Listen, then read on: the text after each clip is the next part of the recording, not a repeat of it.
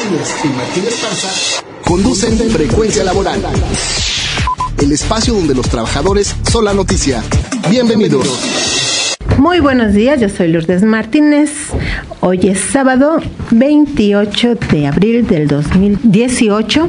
Saludo a todos los que nos sintonizan en el interior del país, en la Ciudad de México, y a quienes nos acompañan a través de nuestro portal www.frecuencialaboral.com en el extranjero. Martín, ¿cómo estás? Buenos días. Hola Lulú, amigos del auditorio, buenos días. Enviamos un saludo a toda la clase trabajadora del país, en especial a nuestros compañeros activos y jubilados del Sindicato Mexicano de Electricistas.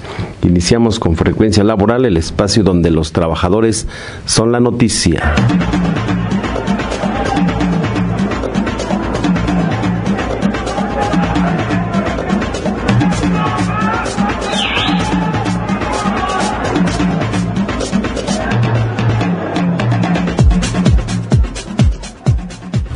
Bueno, pues en la Cámara de Diputados y de Senadores hubo un desfiladero de leyes, hay mucha información, pero vamos a decir dos cuestiones importantes que se publicaron en la Gaceta Oficial de la Cámara de Senadores. Una de ellas es el informe que remitió la Secretaría de Energía sobre la situación de Pemex en el 2017, todo el informe anual, y verdaderamente Pemex todo se cayó en Petróleos Mexicanos.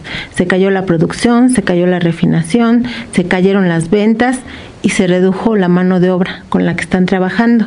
Vamos a dar estos pormenores que dice el informe, es amplio, pero entre las cosas que llaman la atención es una tablita que publican en la página 10 de este informe anual 2017 de Petróleos Mexicanos, que se terminó de hacer en abril, o sea, en este mes del 2018, y que se publicó el 24 de abril de este año en la Gaceta Parlamentaria del Senado.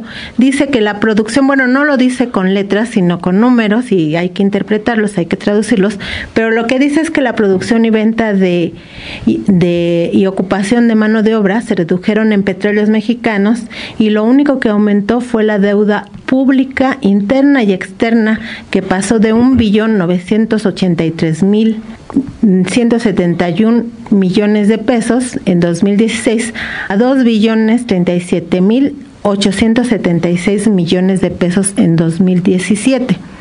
Eso lo señaló la Secretaría de Energía en este informe anual y dijo otras cosas graves, Martín. Sí, efectivamente, y cabe destacar que aquí en este programa, en otros espacios, hemos estado informando sobre el tema del sector de energía, especialmente de Pemex, que es una de las empresas que estaban en el rating internacional de las primeras 10 empresas más importantes, era la que más recurso aportaba al erario público de todo el tema de la venta del crudo y sobre todo los derivados del petróleo, como la gasolina, como el diésel y otros productos para los mexicanos. Hoy en día esta empresa, producto de esta reforma, y hay que señalarlo así, producto del desmantelamiento permanente, el saqueo de los recursos públicos de Pemex, hoy esta empresa que era la que más también generaba empleos. Y la que más generaba recursos para la nación. Empleos directos con un contrato colectivo de trabajo, pero además también empleos indirectos con muchas empresas que estaban dentro de Pemex. Y hoy esta empresa que más empleo generaba en el país redujo su personal durante el año pasado a 124.660, que fue el 1.5% de empleos, menos que en el 2016.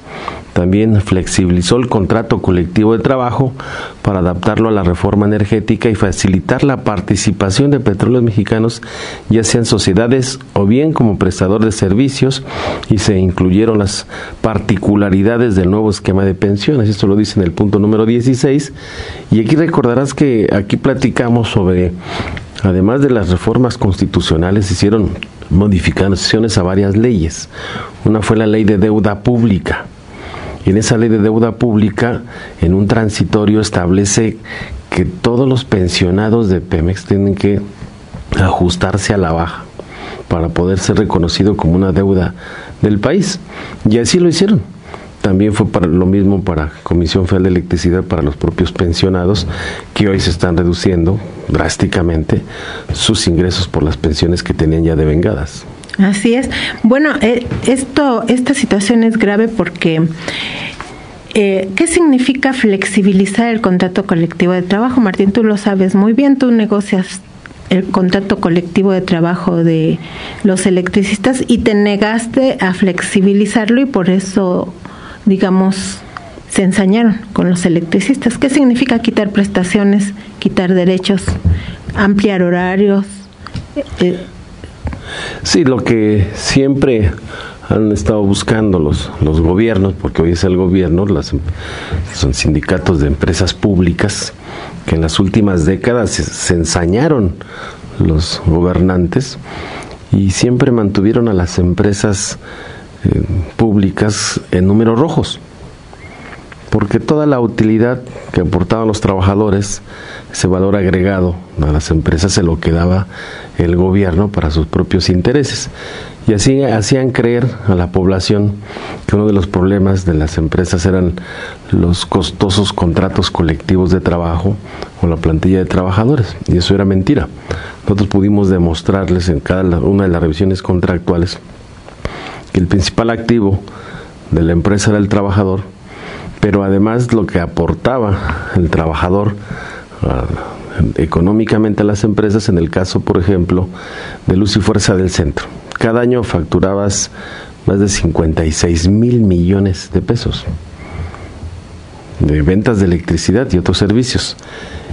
Y para los trabajadores, pensional, para los propios jubilados y para los gastos de explotación, solamente te dejaban 33,000 millones de ejercicio al año. Entonces todo lo demás era recurso que entraba a la Secretaría de Hacienda y Crédito Público.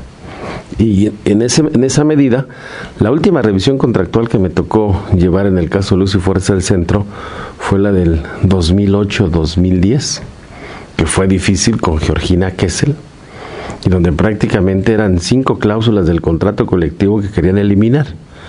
Uno era la bilateralidad, o sea, no querían reconocer al sindicato como una de las partes.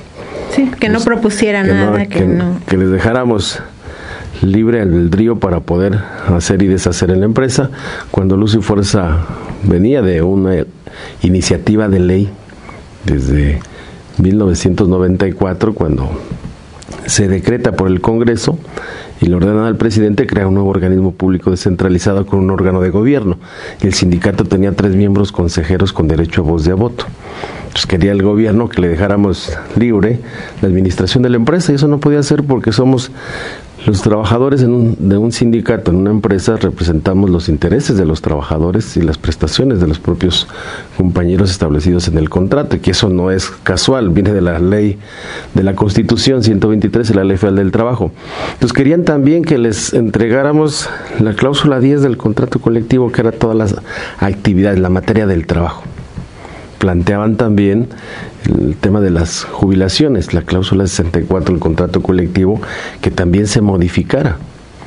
También planteaban en el tema de las prestaciones, como la del programa habitacional, planteaban que los créditos de vivienda se les cobrara intereses a los trabajadores por los créditos de vivienda, y una serie de prestaciones que pues estuvimos a punto de ir a la huelga en el 2008.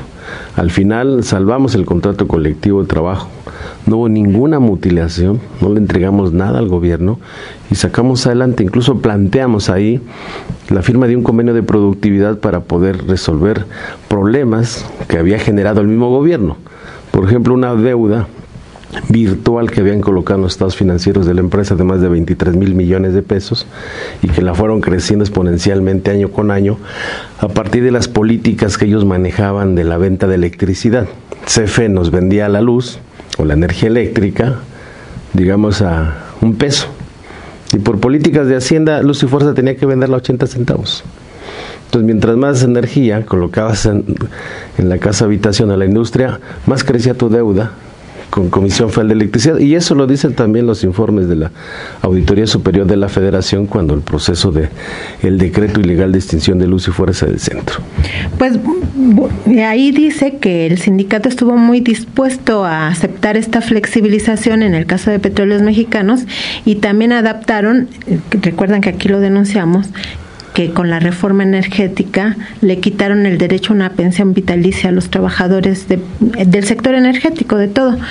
Pues ya adaptaron el contrato colectivo de trabajo para que todos los trabajadores que entren a Petróleos Mexicanos ya no gocen de ese derecho, sino que se vayan al sistema de Afores. Bueno, pues con todo este panorama gris, la producción de petróleos, toda esta reforma energética y toda la privatización de Pemex ha servido para que caiga nuestra riqueza, se disminuya, pero ¿a dónde va a parar esa riqueza, Martín? ¿Quién ahora es el ganón o los ganones? Sí, es increíble que, por un lado, el discurso del gobierno dice se cayó la producción del petróleo, y por el otro lado se pone a hacer rondas para entregarles a los particulares, principalmente extranjeros, pues toda la exploración y explotación del petróleo. Y hay bastantes empresas transnacionales ganonas. Hay una que se llama Dutch, de Erdol, y la compañía española de petróleo, Cepsa.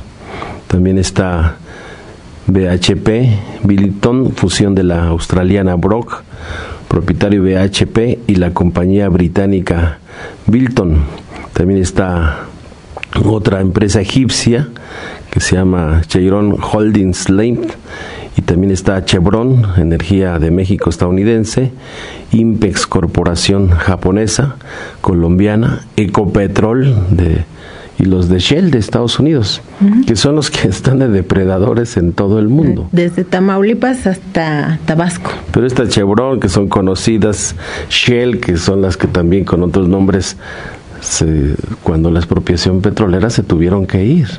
Así y hoy volvemos a regresarles, dicen, por la globalización, y aquí hay que preguntarle a los petroleros, a los mexicanos, si no somos capaces de la exploración, de explotación y transformación del petróleo para darle estabilidad y mejores condiciones al país. Claro que lo podemos hacer. El Politécnico Nacional creó carreras específicas para el sector de hidrocarburos. Y hoy prácticamente dicen, pues contrátense con estas empresas extranjeras otra vez. Así es, y hay expertos en la materia en México, hay personal altamente capacitado para sacar esta industria adelante, y mientras Petróleos Mexicanos tiene un reporte ya haciendo cuentas, restas, disminuciones y demás, entre el 12 y 13% de la producción de todos los ramos se cayó, igual las ventas. Entonces es grave, mientras otros van a ganar, los mexicanos perdemos con esta reforma energética que impulsó Enrique Peña Nieto y que avalaron los panistas. Los periodistas no votaron a favor, pero tampoco hicieron nada para impedirlo, ni ninguna corriente de izquierda, más que hacer algunos intentos de protesta, pero no hicieron realmente nada que contuviera todo este proceso privatizador. No, y además no fueron consecuentes con el tema del proceso de la reforma. Jamás salieron de sus curules para explicarle al pueblo de México y organizar para frenar la reforma. No, pues hasta infartos les dieron, y otros se cortaron el pie, y en fin, o sea, hubo muchas cosas que pasaron que llaman la atención y que no movilizaron a nadie, ¿no? Y fue parte de ese paquete de reformas estructurales del Pacto por México, recordarás, que incluso fuimos varias veces a la Cámara de Diputados, al senadores con bloques de organizaciones, y algo que me queda claro de algunos que ahora son gobernadores, pues se la pasan de curul en curul o de función a función, y decía, no, es que eso no nos corresponde a nosotros, dice, le corresponde a ustedes en las movilizaciones, nosotros no nos vamos a movilizar, nos decían. Sí. Incluso les decíamos ahí, una acción radical, pues renuncien al cargo del curul y salgan cada quien representa una circunscripción o un distrito electoral, ¿por qué no organizan a los que les corresponde para explicarles que esta reforma trae un retroceso de más de 100 años en la historia de este país? Ya, y yo estuve presente en la sesión previa a la discusión de la reforma energética cuando Silvano Aureoles, que ahora es gobernador de Michoacán, dijo que no iban a hacer nada. Su hermano se desnudó en protesta y en impotencia, porque pues nada iba a lograr con el desnudo, más que llamar la atención de que él estaba en contra, pero Silvano Aureoles dijo, no vamos a hacer nada, vamos a permitir la transición de esta reforma. Y así lo hicieron. Los que intentaron hacer algo los controlaron y así es la historia, ¿no? El entreguismo total. Sí, efectivamente, entonces esa es la historia de hoy cómo está Pemex. Lo que observamos es que hoy el gobierno anda buscando socios para Pemex, pero pues nos queda claro que las empresas no quieren de socio al gobierno.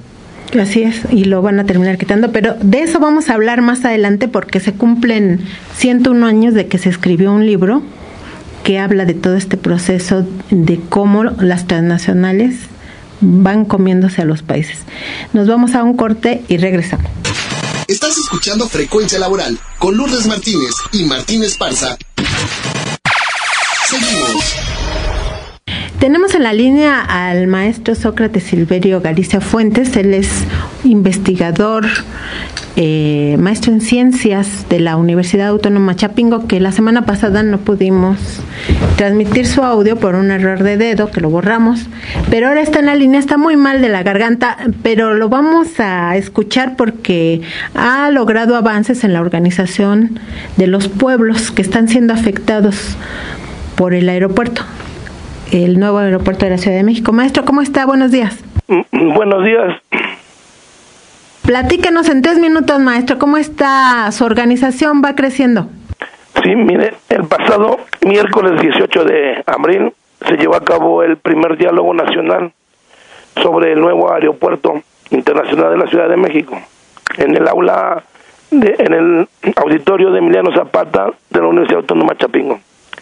Asistieron alrededor de 120 personas de aproximadamente 30 organizaciones y comunidades.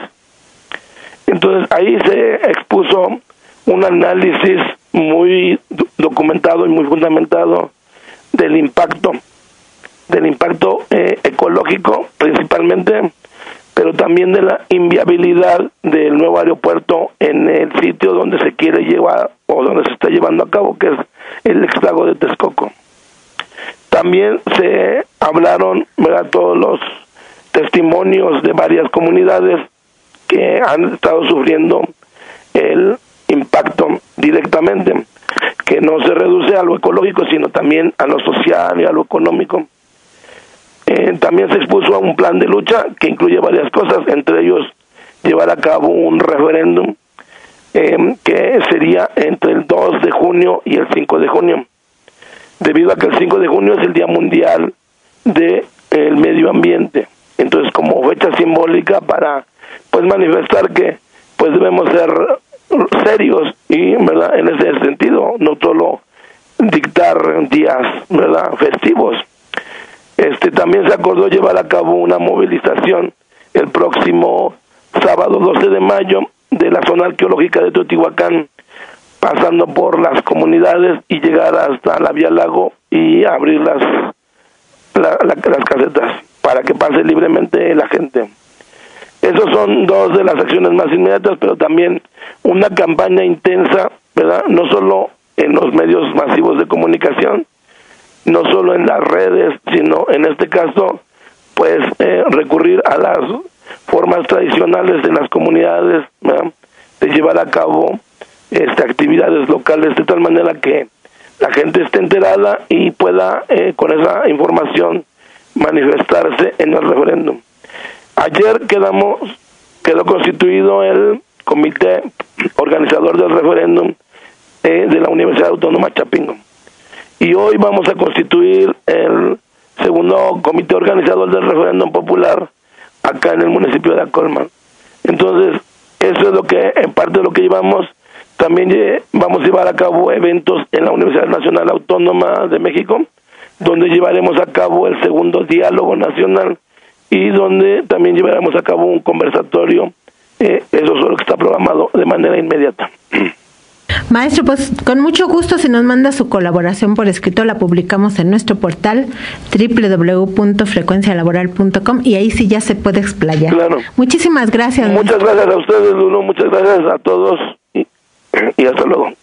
Hasta luego y que se componga. Tenemos mucha información, hay una muy importante, porque hoy es el Día Mundial de la Salud e Higiene en el Trabajo, y para eso tenemos la visita del doctor Luis Manuel Pérez H. Pantoja. ¿Cómo Buenos está? días. Buenos días. Gracias. Sí, quisiera iniciar diciendo que el Día Mundial de la Seguridad y Salud en el Trabajo es un nombre que la OIT le cambia al nombre original que los sindicatos, organizaciones civiles crearon a finales de la década de los 80, ¿sí? A raíz de un accidente donde murieron 28 trabajadores en Estados Unidos, se instituye como el Día en Memoria de las Víctimas del Trabajo, es decir, de aquellos que quedaron con una lesión permanente o que murieron por motivo del trabajo. Entonces, a finales de los 80, los sindicatos comienzan en Estados Unidos, en Canadá, en Australia y después en Europa, a instituir el 28 de abril como el Día en Memoria de las Víctimas. Y aquí obviamente en México se sigue la tendencia oficial de conmemorar el Día del Mundial de la Salud y Seguridad en el Trabajo. Que bueno, por lo menos se rescata un día que está instituido por la OIT, en donde se manejan a veces de manera muy tibia y hasta sesgada los principales problemas de la salud de la población trabajadora a nivel mundial. Y son fechas en las que normalmente las autoridades laborales de nuestro país, tanto la federal como las estatales, según ellos, con bombos y platillos anuncian que los accidentes y enfermedades de trabajo en nuestro país van en descenso, y lo cual es una absoluta falsedad. No disminuyen. Primero hay que decir que no conocemos la cifra real. Los datos que voy a comentar en un momento son del Seguro Social, y sabemos que el Seguro Social abarca cuando máximo por ahí de un 40% de la población económicamente activa en el país. Tiene 19 millones de 63 casi millones de trabajadores. Entonces, del resto ¿qué pasa en el resto de la población? Lo ignoramos, porque ahorita, a propósito de que hablaban de Petróleos Mexicanos, oculta la información como secreto de Estado. En sus estadísticas habla solamente de cifras, de indicadores que nadie sabe cómo los construyeron. Entonces no es posible conocer el número real. Precisamente hace una semana tuvimos el testimonio en un evento que organizamos en la Casa Rafael Galván, el testimonio de una trabajadora petrolera que ha sido violada en 2 ocasiones dentro de las instalaciones de Pemex, en su horario de trabajo, en su puesto de trabajo. ¿Sí? Y Petróleos Mexicanos no ha hecho nada, ¿sí?, más que tratar de ocultar. Pero entonces los riesgos de trabajo, por desgracia, en nuestro país van en aumento. Tienen la característica estos daños que, a diferencia de otros, son totalmente prevenibles. Los accidentes y enfermedades de trabajo son totalmente prevenibles, y nosotros hicimos un pequeño,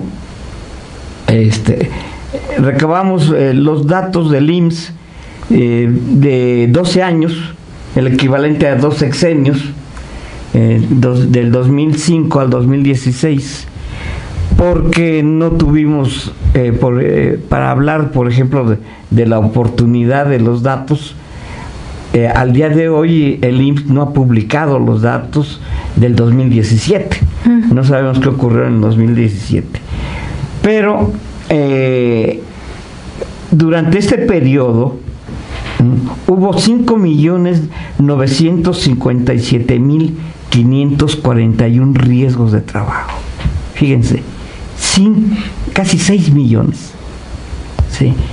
Y esos casi 6 millones dejaron 298.015 inválidos por el trabajo. Imagínense el impacto que tiene en el propio trabajador, en la familia, en la sociedad. Y en defunciones hubo 16.795 durante el periodo. Es falso totalmente que se reduzcan. Por cuestiones de tiempo, pues no puedo hacer un mayor desglose, pero en la presentación que ya te envié, les doy estos datos estadísticamente, se los presento a manera de gráficos, y en todos se hizo el ejercicio de una regresión lineal, ¿sí?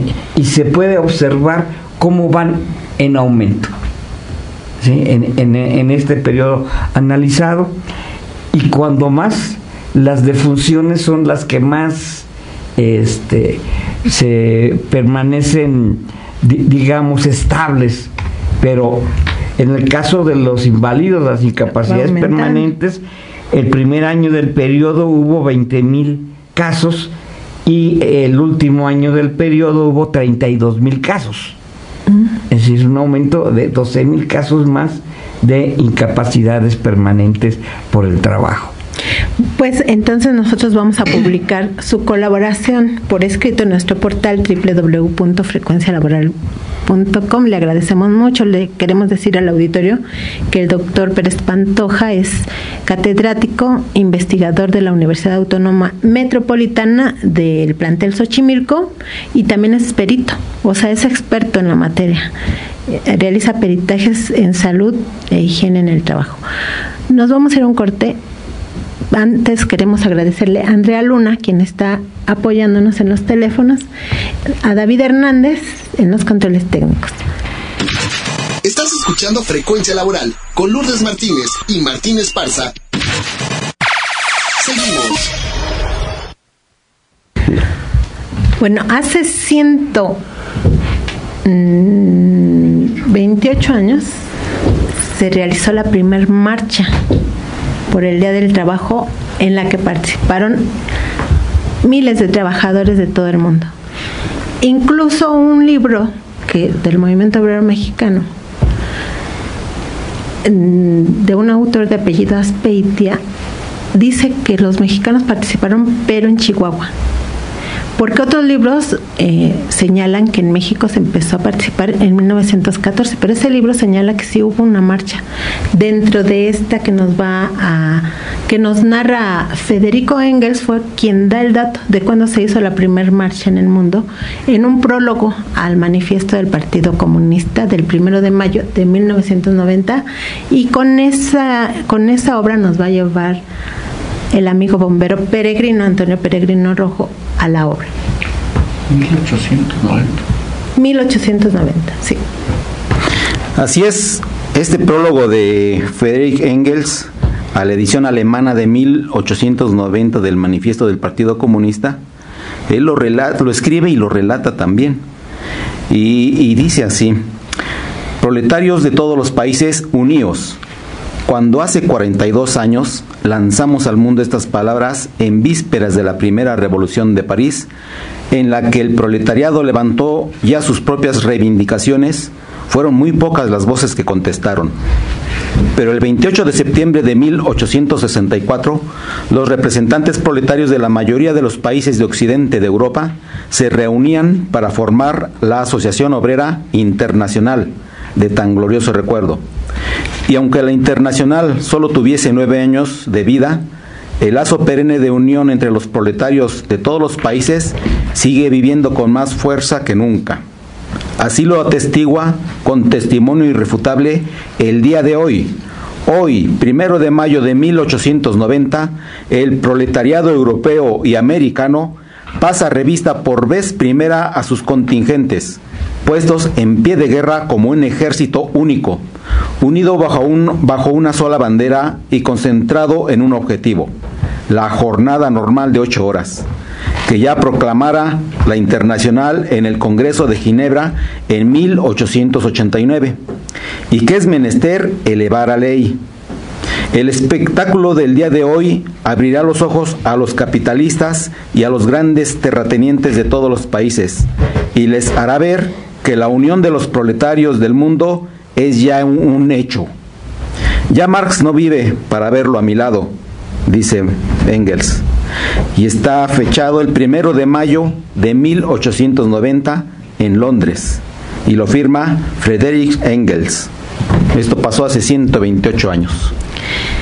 Bueno, pues ahí la principal demanda era la jornada laboral de 8 horas, y ahora pareciera que también debemos retomar esa demanda, porque ya todo el mundo plantea, cuando convocan a concursar por una plaza, pues ya no 8 horas, sino le ponen horario de 7 a 5, o tienes horario de entrada pero no de salida, o de plano. Nos comentaba un compañero que era del Seguro Popular, de los trabajadores que despidieron injustificadamente, se fue a trabajar a una lechera, a una empresa industrializadora de leche, y su horario era de 14 horas diarias.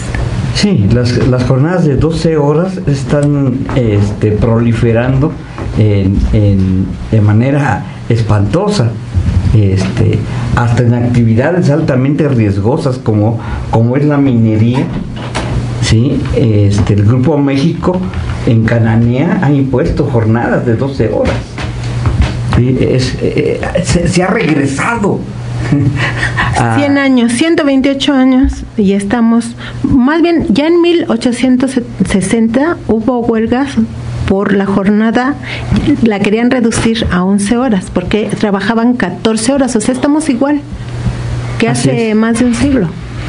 Y estaría bien que esas horas de 12, pero dice hay una jornada de 8 establecida en la propia ley, y lo demás es tiempo extraordinario. Y no lo pagan, tampoco. O sea, no te pagan el tiempo extraordinario en las condiciones que te dice, que las primeras 4 horas son dobles y después tienes otro factor, pero además también en la semana no puedes trabajar más de ciertas horas extraordinarias por cuestiones también de salud de los trabajadores. Y además eliminan a toda una plantilla de trabajo. Si la empresa funciona 24 horas, con la jornada de 8 tenían 3 plantillas. Ahora con la jornada de 12 solamente tienen 2 plantillas, es decir, aumentan el desempleo. Licenciado Luna, y bueno, en el libro Prohibido Olvidar, yo colaboré haciendo precisamente una observación de que eso es trabajo forzado, es un delito internacional, tipificado por la propia OIT y otros, tratados internacionales, porque señalan, trabajo forzado es aquel que te obligan a hacer fuera de tu jornada de 8 horas, aunque te lo paguen, pero peor tantito si no te lo pagan. Si tú no estás de acuerdo en trabajar más de las 8 horas, ya se llama trabajo forzado, licenciado Luna. Pues lo que pasa es que es una práctica que a veces los trabajadores mismos consienten. En el sector salud es muy frecuente que existan jornadas de 12 horas continuas, que trabajan 3 días y hasta de 36 horas continuas, y entonces muchos médicos principalmente son los que hacen esa labor, consienten ese hecho porque les queda 4 días libres, por decirlo así, aparentemente. O porque están en etapa de formación. Que son los que hacen ese tipo de guardias. Pero esto, pues no, las autoridades cuya obligación es vigilar que se cumpla la ley establece claramente que la jornada máxima es de 8 horas, la Constitución lo establece. Y la nocturna. Y efectivamente, como dice el compañero Martín, todo trabajador no está obligado, salvo condiciones muy específicas, a trabajar tiempo extraordinario, no más de 3 horas y no de manera continua. Más sin embargo, con esto se rompe todos los esquemas, y esto tiene mucho que ver quizás con lo que el doctor acaba de exponer acerca de la salud en el trabajo, que es lo que incrementa el índice de accidentes, de enfermedades, no solamente profesionales, porque no necesariamente se reflejan ahí, porque hay un deterioro de otro tipo que no está reflejado en las estadísticas como accidentes o enfermedades de trabajo. Entonces, esta es una situación seria. El señor Slim acaba de pronunciarse diciendo que sería muy bueno que se hicieran jornadas de 12 horas porque eso generaría el empleo. O sea, trabajo forzado. Y está cometiendo un atentado, ¿cómo se dice? Una tentativa de delito internacional, porque es una forma análoga de esclavitud. Así está tipificado. Bueno, quiero comentarles que en relación al trabajo forzado, el martes pasado se aprobó en la Cámara de Senadores el Tratado Transpacífico. Hay que consultar a un experto en la materia porque seguramente tiene cosas que afectan al país, pero señala en materia laboral que quienes firmen este tratado no pueden tener, o sea, se conmina a no comprarle productos a quien ejerza el trabajo forzado en la producción de esos productos. Y yo dije, pues entonces a México no le van a comprar nada, porque en todas las empresas ya pusieron trabajo forzado con jornadas de 12 y hasta 14 o más horas.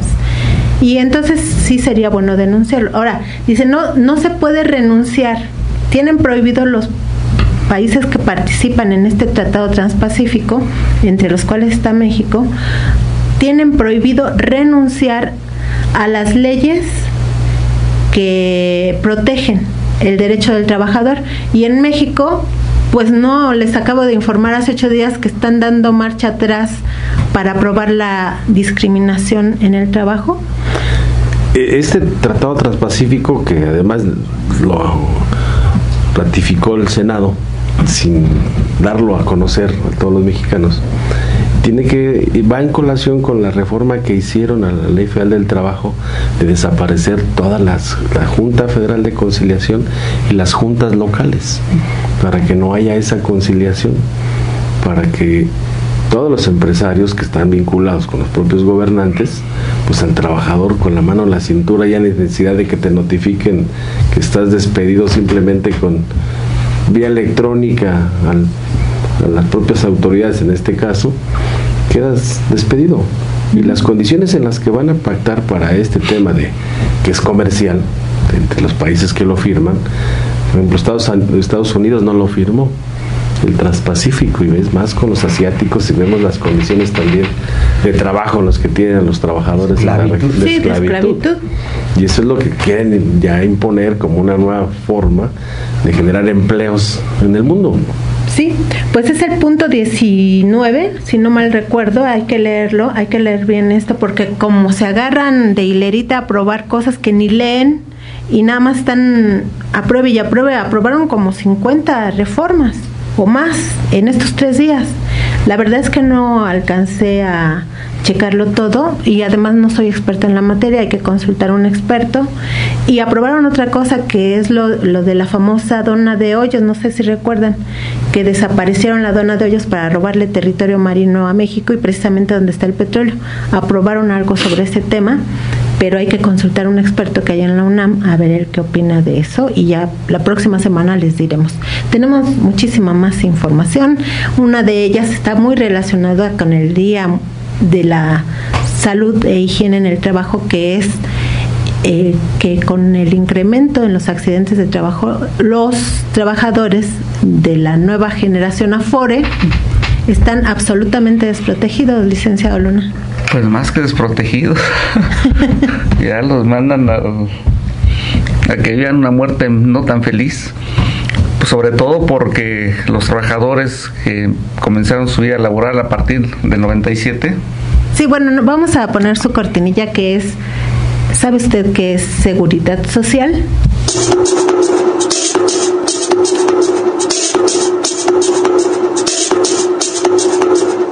Seguridad social. ¿Sabes lo que es?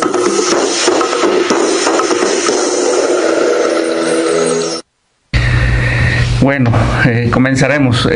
Precisamente en estos días en el Senado celebraron con mucho bombo y platillo los 75 años de la creación del Seguro Social. Pero el objetivo que se persiguió cuando se instaló este sistema de seguridad social, pues a 75 años, su grandeza no es más que en el número de trabajadores que tiene y en el número de población que supuestamente atiende, porque su grandeza no se mide por los resultados que le da a la población en cuanto a atención médica, que hay excelentes médicos, pero es insuficiente lo que se tiene muchas veces presupuestalmente para el manejo de este tipo de atenciones. Pero en estos 75 años nuestro sistema de salud se ha modificado notablemente. Uno de los aspectos que se ha modificado con más fuerza es el sistema pensionario. El sistema pensionario, hasta 1997, antes del 1 de junio, existía una forma de reparto. Es decir, yo me podía pensionar con un último salario o con un promedio salarial si yo me iba de cesantía en edad avanzada y vejez, con el promedio salarial de mis últimos 5 años trabajados completos, y necesitaba yo 500 cotizaciones.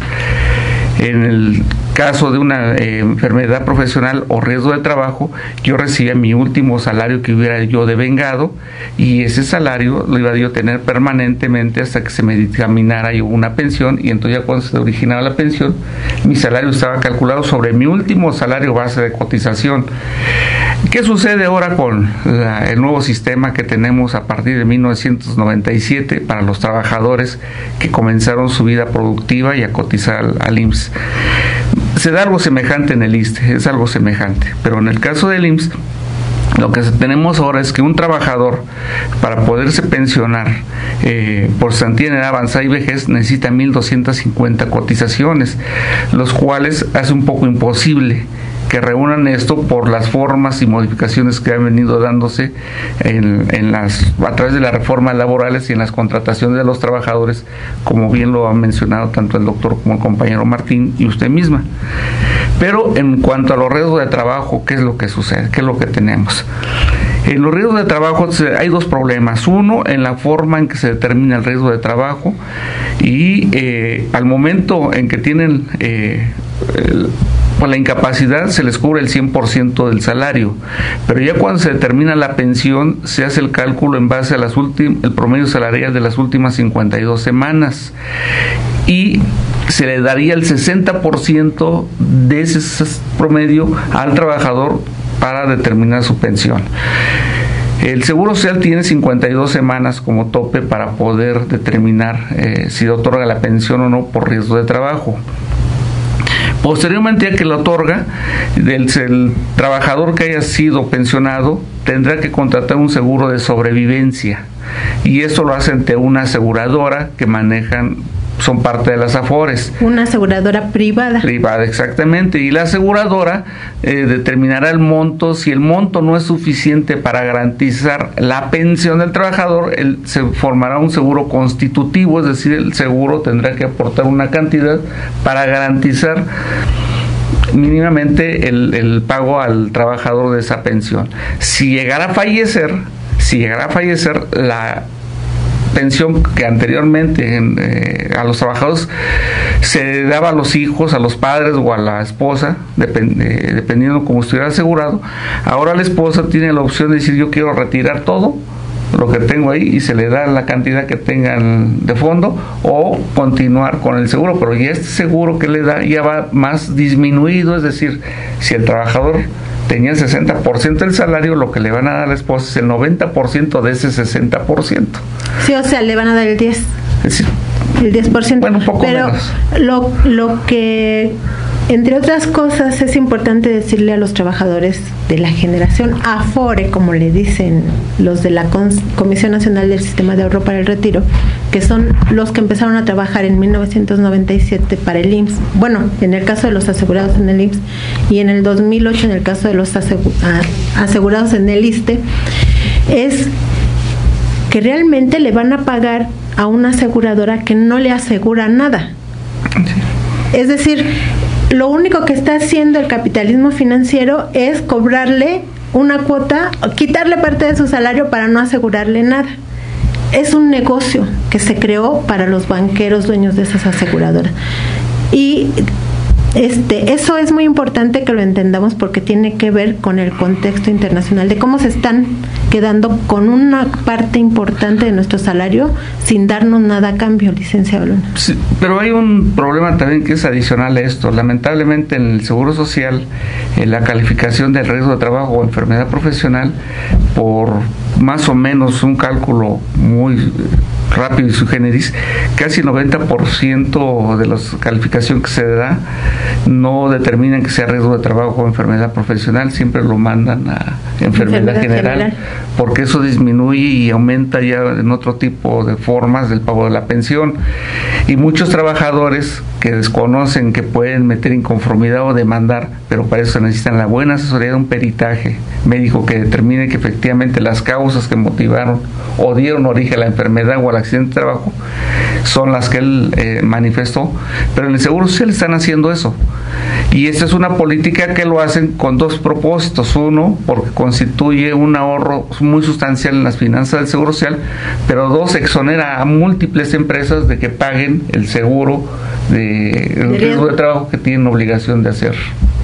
Y por otra parte, o sea, lo grave de todo esto es que le quitan, están eliminando, o sea, hicieron todo el tinglado legal para eliminar no solo la pensión vitalicia por vejez y cesantía, sino que una vez que reforman eso, hacen todo el entramado, o tienden todo el entramado para empezar a privatizar otros seguros que teníamos, valga la redundancia, asegurados, que era el de riesgos de trabajo, enfermedades y riesgos de trabajo. Sí, y es que además lo que sucede realmente es que cuando un padecimiento se va a la rama de enfermedad general, ¿sí?, y que es una rama descapitalizada, es decir, que siempre está en números rojos, se le está dando más carga financiera al instituto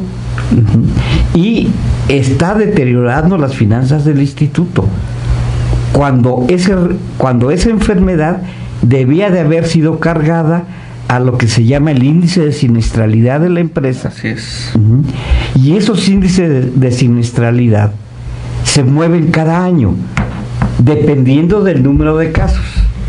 Entonces realmente es una afectación hasta para el propio instituto, y hay estudios que han hecho gente del instituto que ha demostrado eso.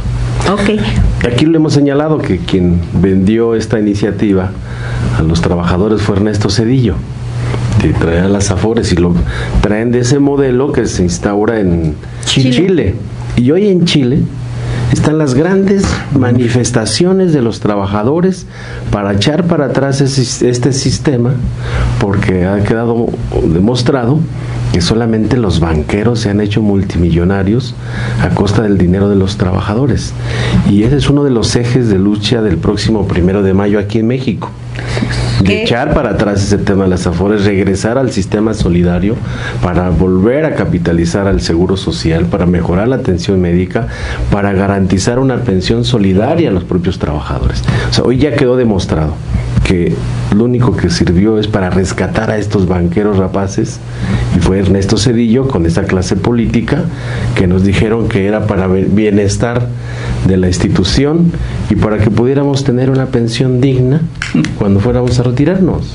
Bueno, entonces el 1 de mayo, que es el próximo martes, hay dos demandas importantes. Una, jornada laboral de 8 horas y seguridad social solidaria o de reparto se llama.